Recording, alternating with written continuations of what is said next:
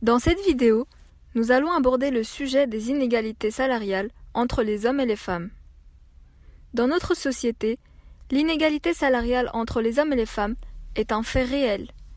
Il existe bel et bien des sociétés qui discriminent la femme sur ses capacités à travailler. Les femmes gagneraient en moyenne 20% de moins que le salaire des hommes.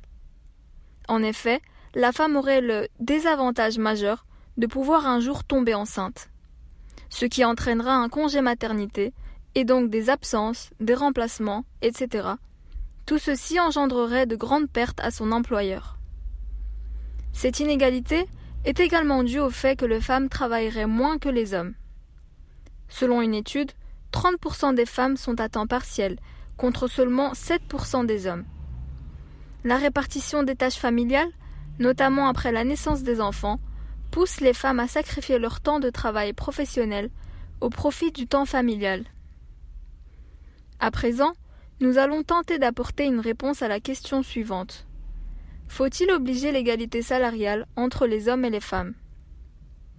Pour y répondre, nous allons confronter deux grandes théories. D'une part, l'éthique marxiste et d'une autre part, l'éthique libertarienne. Commençons par le marxisme. Bref explication de la théorie. C'est une théorie développée par Karl Marx qui consiste à mettre tout le monde sur un même pied d'égalité, que tout le monde ait les mêmes droits, ce qui mènerait à la disparition des classes sociales. Dans cette théorie, il y a l'intervention de l'État qui se charge d'équilibrer les salaires entre tous les citoyens. Si nous nous basons sur cette théorie, alors la réponse à notre question de départ serait oui.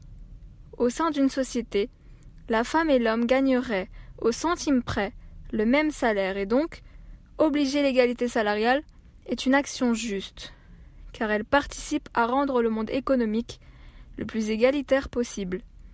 Le patron, ou possédant, devra participer à l'égalisation salariale entre les deux sexes.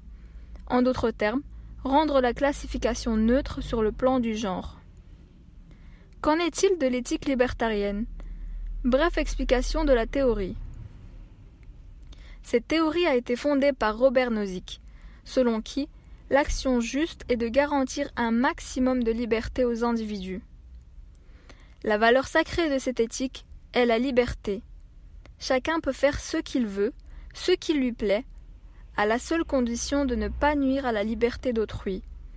Et donc, le fait d'obliger l'égalisation n'est pas moral, car elle ne garantit pas la liberté de choix du possédant, qui lui a la liberté de pouvoir fixer les salaires comme il le souhaite, que ce soit pour les femmes ou les hommes. Si l'on confronte ces deux visions, on constate une réelle différence, car en effet, elles s'opposent complètement. Selon les marxistes, il faudrait l'égalité pure et parfaite, car pour eux, tout le monde est égal. Contrairement aux libertariens, qui eux, sont libres de leur choix, sans que personne ne puisse imposer quoi que ce soit à quiconque. Sinon, cela serait contradictoire à leur théorie. Pour conclure, nous pouvons constater que, de nos jours, nous nous situons dans une tendance plutôt libertarienne, car il n'y a toujours pas d'égalité salariale entre les hommes et les femmes, et que l'État n'intervient toujours pas dans la compensation des salaires.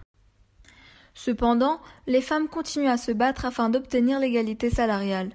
De plus, il existe des pays où cette dernière est une obligation, tels que la Finlande, la Norvège ou encore la Suède. En Islande, il existe même une loi qui oblige les entreprises à prouver qu'ils rémunèrent de la même manière les hommes et les femmes ayant le même poste. Il existe un classement mondial où chaque année on évalue les écarts des inégalités salariales. Nous constatons que dans la société mondiale, ni le marxisme ni l'éthique libertarienne n'a eu de réelle influence sur l'égalité salariale. Égalité ne veut pas forcément dire justice. Selon Marx, il faudrait donner la même chose à tout le monde. Or cela ne peut pas toujours être juste. Comme on le voit sur cette image, donner la même chose à tout le monde n'est pas forcément synonyme d'égalité. Car en effet, nous ne sommes pas tous les mêmes. Le monde est fait de petits comme de grands, de riches comme de pauvres. Et donc, dans certains cas, l'égalité peut parfois créer une injustice. En espérant que cette vidéo vous a été utile, nous vous remercions de votre attention.